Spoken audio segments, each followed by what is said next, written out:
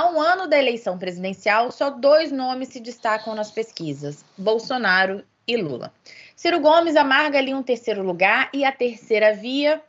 Bom, a terceira via não disse ainda a que veio, nem tem um candidato definido.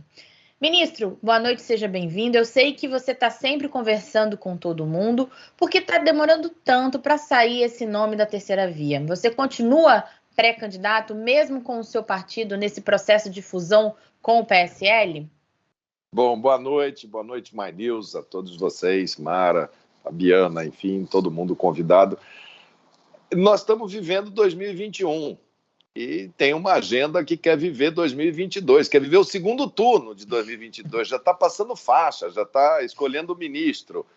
E 2021 é um ano que na política você está sendo desafiado, enquanto política, com P maiúsculo, a construir uma via, que embora você chame de terceira, para mim é a melhor via, que ela se constrói em cima do debate de propostas e de ideias, que é natural que seja assim. Errado é quem já está em 2023. 2021 é um dia de cada vez, a classe política está conversando como nunca, tem 10 partidos em torno de uma mesa, é natural nessa fase que todos coloquem nomes, e o calendário eleitoral é quem dita o ritmo dessa história. Na última pesquisa você viu 32%, se não me engano, do eleitorado falando que aguarda um caminho que não seja o terror contra o horror. Espera alguma vida inteligente. Então, se você tem chamado da sociedade, pode ter certeza que essa classe política vai saber ouvir esse chamado e vai construir a solução política que vai estar representada. Quanto a essa fusão DEM-PSL, ela é natural, os partidos, você vai assistir nessa eleição ou nas próximas eleições, muitas siglas que você vê que vão se fundir, porque o fim da coligação na proporcional, quando eu votei isso em 2017, se não me engano, a gente já naquela época já antevia que o Brasil não vai ter mais do que 8, 9 partidos políticos, porque é o tamanho do escopo ideológico que existe. É natural a fusão, outras virão, e agora, como toda fusão, vai ter um bom debate ali dentro para saber o caminho dessa nova agremiação política. O senhor falou sobre essa questão, né, de que a gente ainda está em 2021. O Bruno Caraza, do Valor Econômico, fez um fio no Twitter recentemente mostrando como estavam as pesquisas eleitorais um ano antes de todas as eleições desde 89. Chega a ser engraçado. Se as pesquisas um ano antes estivessem corretas, se elas tivessem acertado, os presidentes do Brasil teriam sido Brizola em 89, Lula em 94, José Serra em 2010 e Lula em 2018. As pesquisas precoces acertaram a FHC em 98, Lula em 2002 e 2006 e Dilma em 2014. Lilian, no cenário político atual, você apostaria nessas pesquisas de agora? Bom, primeiramente, boa noite. É um prazer estar aqui novamente com vocês. Eu acho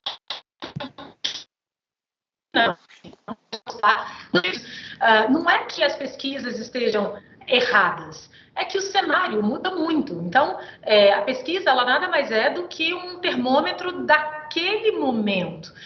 Se o momento muda, e a gente vive uma efervescência no país aí já há algum tempo, que cada semana, acho que cada semana não, cada dia tem um fato novo.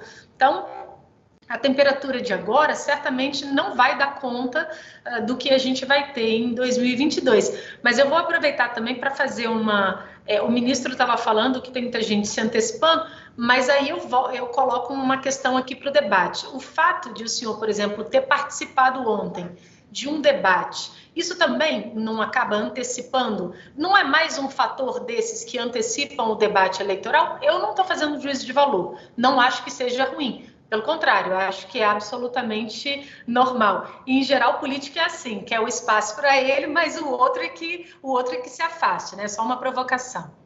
Não, é porque o que a gente está vendo, Lili, em 2021, são alguns partidos, como é o caso do PDT, lá com o Ciro, é o caso do Alessandro Vieira, lá com o PPS, eu ali dentro do Democratas, outros nomes que vêm, a Simone no MDB, enfim... uma constelação de nomes, fazendo o que se espera em 2021, que é debater o Brasil. O que causa estranheza é você ver duas figuras, como Bolsonaro e Lula, não debaterem, não apresentarem, não fazerem nenhuma discussão sobre proposta e não irem aos debates, porque estão se nutrindo um do outro. É uma asfixia cerebral para não deixar com que as pessoas raciocinem. Eles vivem um do outro. Enquanto existir Bolsonaro e suas intempéries, hoje ele falou a única frase que eu concordei vindo dele. Ele falou: nada que esteja tão ruim que não possa piorar. Quer dizer, ele mesmo já sabe que ele vai piorar muito o ambiente. O Lula, quando fala algumas coisas que causam arrepios, como controlar exatamente o que a gente está fazendo aqui, fazer controle da imprensa. Então, eles não se expõem, eles ficam ali com os seus fantasmas, enquanto os outros, que não são conhecidos. Quando eu pego o potencial de crescimento de Lula e Bolsonaro, quando você joga ele no segundo turno, ele sai de 22% para 26%, 27%. Ele não ganha de absolutamente ninguém. O Lula tem uma rejeição altíssima, latente, por isso fica quieto, porque não quer que a sua rejeição seja dado a cara que eles construíram com aquele escândalo de corrupção absurdo. Então, já o conhecimento do Ciro Gomes chega a 60%, já foi candidato 3 ou 4 vezes. Eu, embora tenha estado ministro e tenha tido uma exposição muito grande, sou conhecido por 26% do eleitorado. Quando você joga isso para quando você tem o conhecimento da massa, você muda completamente essas pesquisas todas. Acho que o momento agora é de muita conversa, muito diálogo, muita construção. Você tem figuras que podem estar ocultas nesse momento, mas que podem surpreender com candidaturas. Eu não sei, por exemplo, um Sérgio Moro, o que vai fazer. Não é filiado a nenhum partido político, não dialoga com a classe política e pode ser um fator nessa eleição. Amoedo junto com o Moro, eu não sei o que pode vir, se pode vir uma decisão de candidatura. Outro dia, por conta da crise que o Bolsonaro meteu, até o Temer passou a ter o seu nome ventilado dentro das hostes políticas. Hoje o Tasso Gereissati declinou da sua candidatura nas prévias do PSDB e declarou apoio ao Eduardo Leite. Essas prévias também são um capítulo de 2021 que também vão definir o estado de São Paulo, que é o estado do maior colégio eleitoral do Brasil. O governador em exercício está disputando prévias com o governador do Rio Grande do Sul, que também é um estado extremamente politicamente, historicamente muito importante. Então, existem tantas coisas por acontecer. Essa fusão da DEM-PSL é um fato político enorme dentro desse calendário. Será que ela vai ocorrer? Quais serão os tamanhos dos traumas que ela vai deixar no meio do caminho? Será que ela muda? Então, nós estamos com um calendário que no dia 3 de outubro as regras da eleição do ano que vem têm que estar definidas, e no dia 3 de abril é o fim da janela de migração partidária. Nesse momento é que você vai estar com 2021 superado e você vai usar o tempo político da construção das alianças que vão ser entre abril e junho, para você entrar numa campanha eleitoral a partir de julho e agosto, aí sim com todos os campos devidamente definidos. É natural esse tipo de ansiedade. Cada dia é uma notícia nova, cada hora é uma crise nova, cada hora é um posicionamento novo, que a alguns surpreende e a outros simplesmente se constata que esses dois não têm se exposto em termos de conteúdo a nada. Chamado para um programa de televisão para expor ideias, e o tema desse programa ontem era exatamente a melhor via, é uma conversa política onde você coloca as suas impressões do momento, muito distante de ser um debate verdadeiro. Ainda sonho um dia que esse país vai ter partidos fortes o suficiente para que cada partido faça esse debate e faça prévias. E aí sim a gente vai ter, saindo das prévias, uma situação política bem mais clara. No momento, é essa sopa de letrinhas de partidos aí tentando conversar, tentando dialogar. Ministro, a gente tem até que ir para o próximo assunto, mas eu queria fazer uma pergunta para o senhor. Dados os perfis e dadas as conversas das quais o senhor tem participado, o senhor acredita que é possível essa terceira via ter uma chapa única? Ou é difícil a gente chegar a esse cenário até 2022? A melhor via ela deve trabalhar com o conceito de ter uma frente ampla. Agora, se ela não for possível, que você possa ter 2 pessoas, 3 pessoas, o que não pode é cada partido resolver decidir isso isoladamente e a gente ter lá 6, 5, 6, porque aí é você apostar no pesadelo, porque é o que eles querem. Eles trabalham sistematicamente para fragmentar. Quanto mais fragmentado tiver o centro, quanto mais ele não tiver capacidade de articulação política, melhor para os 2 extremos.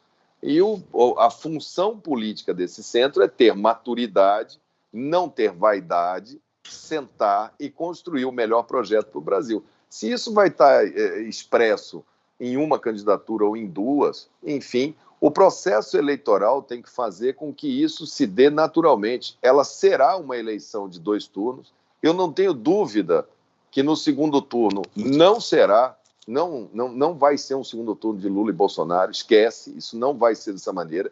Isso é partir do princípio que a sociedade é estática, que ela não vai participar do debate. Isso é partir do princípio de que não vai haver nenhum fato político relevante até lá. Eu tenho certeza que essa eleição, para essa melhor via, ela é uma eleição de um turno só. Se ela coloca no segundo turno, seja contra Lula, seja contra Bolsonaro, se ela vai para o segundo turno, ela vai vencer as eleições. E esse pesadelo, ele assombra essas 2 figuras dos extremos diuturnamente, e eles combatem procurando fragmentar. A função política é fazer os acordos políticos para superar o primeiro e já deixar preparado o ambiente para o segundo turno. Ministro, pode falar, Zanin. Ministro, boa noite em primeiro lugar. Uma pergunta rápida, só para não perder o gancho. Sobre essa fusão DEM-PSL, o senhor é a favor da fusão DEM-PSL? Primeira pergunta. E a segunda pergunta é se essa fusão não vai criar mais confusão do que a gente tem hoje. Porque, por exemplo, tem uma ala do PSL e até do DEM que é bolsonarista, né? Para onde vão essas pessoas? Por exemplo, o ministro Onyx Lorenzoni, que é do DEM, mas é bolsonarista. A ministra Tereza Cristina, por exemplo, mesma coisa. Havendo essa fusão, essas figuras bolsonaristas, acontece o que com elas? Ou um caso de um Eduardo Bolsonaro, que é do PSL, Carla Zambelli e tantos outros, teriam que sair do partido? Como é que vai funcionar na prática essa fusão? Bom, quando você faz uma fusão partidária, você permite todo mundo que queira sair, que não queira permanecer, que eles possam sair. Ela não é uma porta de entrada quando dá fusão. Então, no primeiro momento, no caso desses 2 partidos, 2 mais 2 deve dar 3. Porque eu imagino que, de um ponto de vista até de coerência, essas pessoas que você citou, ministros, filho de presidente, bolsonaristas expressos, etc., eles vão se deparar com uma sentença na hora da fusão de que o partido nasce afirmando categoricamente que, como princípio, esse partido não apoia a reeleição do Bolsonaro.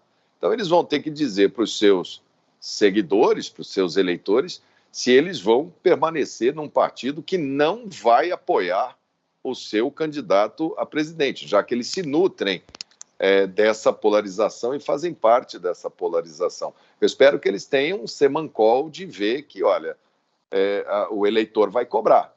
Né? Eu, pela questão de ordem levantada pelo Onyx no dia da discussão ainda na executiva do Democratas, ele levantou uma questão de ordem que foi indeferida, porque não era aquele o momento, procurando antecipar esse debate. Ele queria que fosse, olha, nós temos que ter um partido, mas nós temos que liberar todos, não temos que ter candidato à presidência e queremos deixar todo mundo nos estados, cada um faz o que quer. Ele quer ter o tempo de televisão, o recurso do fundo partidário e exercer a sua opção política sem fazer o debate sobre o Brasil. Se for nesse caminho, vai ser um bolo de pessoas, vai ser ampliar essa dubiedade política, essa crise política que já existe hoje nos 2 partidos por questões óbvias. Não só nesses 2 partidos. Existe no PSD, existe no PSDB, existe no PMDB. Todos os partidos têm essa característica de pessoas que foram demais para frente das câmaras. Você esqueceu de citar aqui Marcos Rogério, que diz que é candidato a governador de Rondônia. Quer dizer, você vai ficar num partido só pelo fundo partidário que não vai apoiar o Bolsonaro. Eu acho que esse papel, quem tem que responder à incoerência deve ser eles. Embora eu acho que não existe nenhuma lei que obriga a pessoa a não estar dentro de um partido. Não é uma questão de expulsão, mas é uma questão de bom senso, de critério político. Eu estou olhando com muito cuidado, eu tenho participado dos debates. Até o momento, tanto o Bivar quanto o ACM Neto falam categoricamente que a posição do partido é de ter candidatura própria. Então, eu acho que esse debate ele vai acontecer. Agora, tem nomes. O Rodrigo Pacheco, por exemplo, está dentro do Democratas, o Kassab o assedia diariamente para ir para o PSD. O Rodrigo, pelo menos num primeiro momento, ele é difícil, ele não é um homem de expor as suas posições, mas deve permanecer nesse partido. Se ele permanecer e manifestar o desejo de ser candidato, vai ser um bom debate dentro do partido que pode ter quadros para isso. Mas só para esclarecer, ministro, o senhor é a favor da fusão? Eu sou a favor porque não são partidos diametralmente opostos do ponto de vista dos seus conceitos liberais.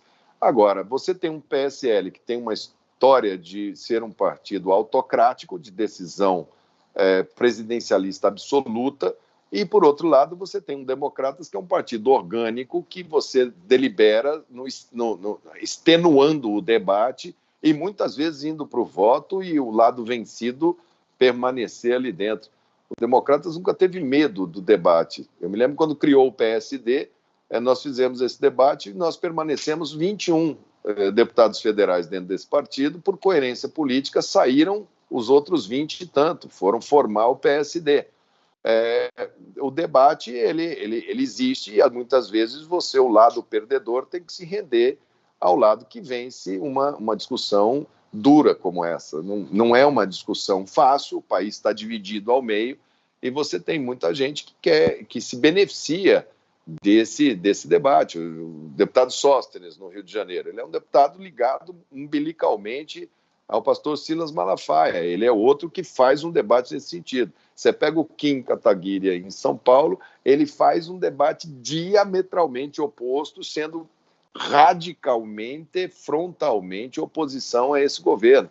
E assim você vai vendo, e é desse debate que você vai sair a cara desse partido novo. Vamos ver, né? Ainda estamos na fase de analisar a governança do partido. A governança me parece boa, porque não se decide mais nada autocraticamente, você vai ter uma presidência, mas as deliberações elas têm que ser feitas no mínimo com 60% do colegiado, algumas questões com 70% do colegiado. Então, seja lá quem estiver ali dentro, essas correntes vão estar representadas nessa tomada de decisão desse partido. Bom, enquanto o cenário das eleições ainda é incerto, o ministro das Comunicações, Fábio Faria, aposta em propaganda positiva do governo Bolsonaro no Norte e no Nordeste. Olha essa história que foi revelada pelo Estadão. O governo federal tem um programa que leva internet de graça aos estudantes, o Conecta Brasil. Agora, toda vez que eles acessam a internet, assistem a uma peça publicitária de 30 segundos sobre programas sociais do governo Bolsonaro. Só não tem propaganda para usar o WhatsApp. Fábio, isso é legal? Não deveria ser, né? No mínimo é polêmico. Se é legal, certamente isso vai ser judicializado. Parece um abuso de poder, parece uma propaganda indevida. Os sinais são muito fortes, porque o que deveria ser algo educacional, levado para crianças, tem propaganda explícita do governo. Claramente vai ser questionado, mas mostra que é um governo que está muito preocupado com a sua queda de popularidade, especialmente no Norte e no Nordeste. Eu acho que essa informação que foi revelada hoje pelo Estadão mostra um governo um pouco sem freios para tentar recuperar de todas as formas possíveis pelo menos uma parte da popularidade que está perdendo bastante no Nordeste, especialmente para o Lula e também na região Norte. A gente vê que o presidente Bolsonaro, está com uma agenda de viagens agora para marcar os 1000 dias de governo, deve percorrer vários estados, várias regiões, está bastante preocupado, bastante empenhado em criar uma nova versão do Bolsa Família, que ele está rebatizando de Auxílio Brasil, e esse projeto, essa iniciativa polêmica de mostrar feitos do governo, o vídeo de 30 segundos para crianças no Norte e no Nordeste, é uma tentativa descarada de fazer frente a esse derretimento que ele está sofrendo. Certamente vai ser judicializado e tenho sérias dúvidas se a justiça vai permitir que isso continue. Parece realmente um abuso de poder, claro, na minha opinião. Mara, as eleições na Alemanha ainda não estão totalmente definidas, mas uma coisa é certa: os parlamentares verdes ganharam mais espaço. Como que isso se reflete para o governo Bolsonaro, que é chacota na questão ambiental no mundo todo? O resultado das eleições alemãs já tem um grande vencedor, que são os verdes. Os verdes cresceram muito, eles vêm crescendo, cresceram muito. Havia um medo grande da extrema-direita alemã, que o presidente Bolsonaro recepciona, enfim, e tem diálogos, e ela perdeu o espaço, e os verdes ganharam muito espaço. Hoje, para você fazer uma coalizão, tem que ter a participação dos verdes. E aí, para o presidente Bolsonaro, é um problema enorme, porque eles não querem conversa com nenhum país que não tenha um comprometimento ambiental, e o governo Bolsonaro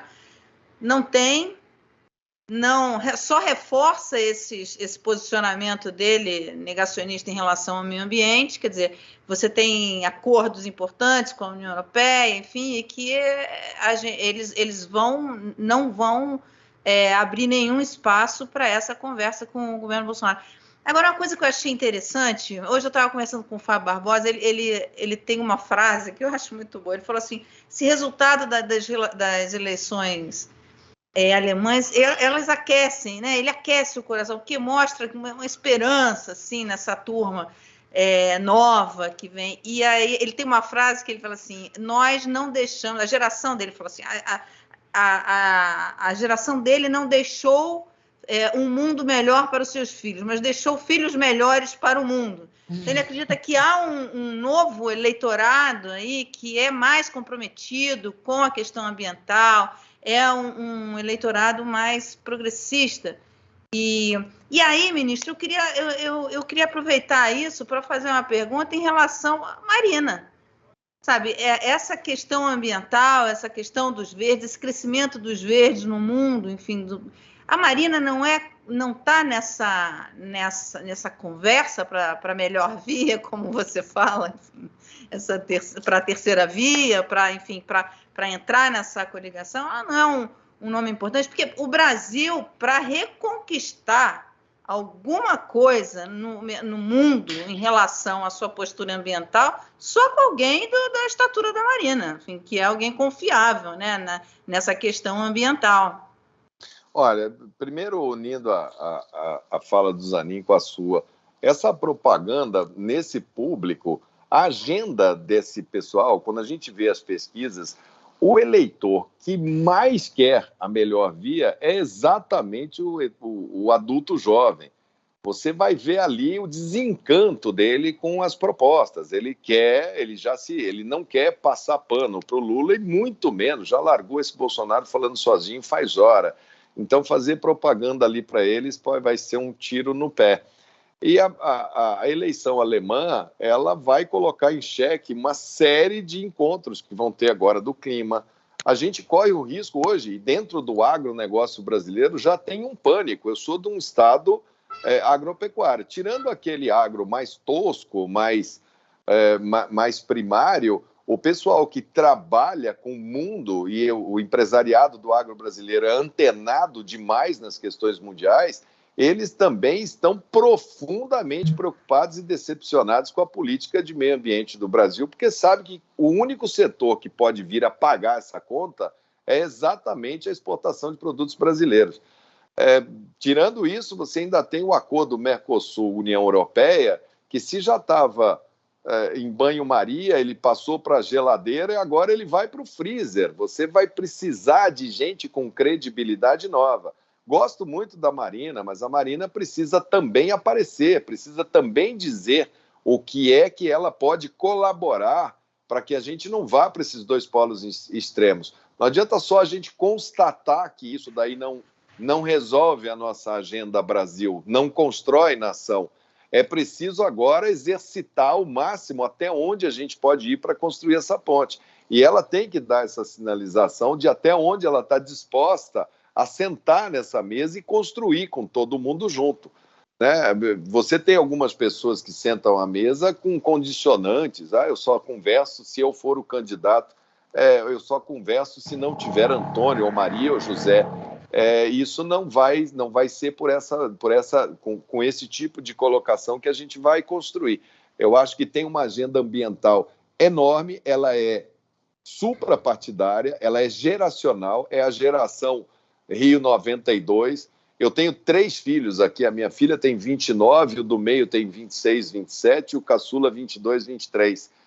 Aos 3, eu sou apertado diuturnamente aqui por esse eleitorado que quer saber os compromissos com o meio ambiente, com a agenda do clima, porque é a agenda que eles estão vendo, que eles estão herdando esse mundo que está levando um tempo enorme para reconhecer a crise climática e tomar as medidas que resguardem o seu futuro, do ponto de vista de equilíbrio, de ecossistema.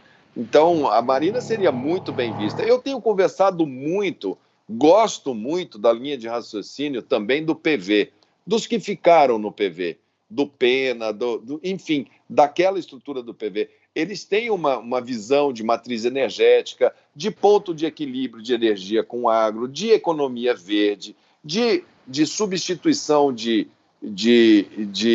combustíveis fósseis pelo potencial solar.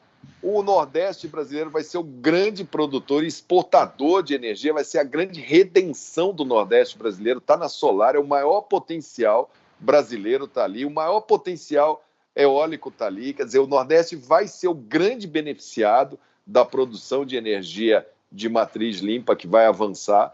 Então, ela é muito importante, seria muito bem-vinda para sentar essa mesa. Agora, ela precisa fazer um gesto que ela quer sentar nessa mesa, porque a voz dela realmente é uma voz construída durante muitos anos de coerência na questão ambiental. E coerência é o que o Brasil está precisando. Quer participar do Segunda Chamada ou do Quarta Chamada por vídeo, enviando perguntas aos convidados? É possível realmente no Brasil fazer um governo técnico? Qual o seu projeto para essas 2 maiores agências de financiamento de pesquisa científica do país? Faça como a Vivian e o Marcelo. Torne-se membro parceiro e envie o seu vídeo. Vem pro time!